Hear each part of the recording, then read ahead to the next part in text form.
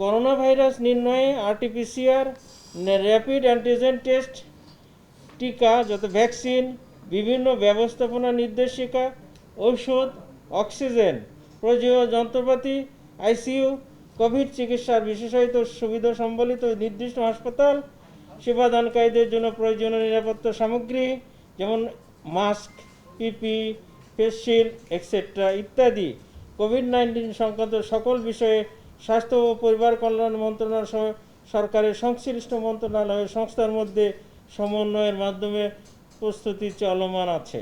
আমরা মানুষের মাঝে একটা সচেতনতা বৃদ্ধি করতে চাই, কিন্তু কোনো প্যানিক সৃষ্টি করে নয়, কোনো ভয় ডর যাতে তারা না পায় বা আতঙ্কে না ভোগে যে অবস্থা বুঝি খারাপ। প্রকৃতপক্ষে যেসব কেস অ্যাকচুয়ালি আমরা আইডেন্টিফাই করছি তার সংখ্যা কিন্তু খুব বেশি নয়।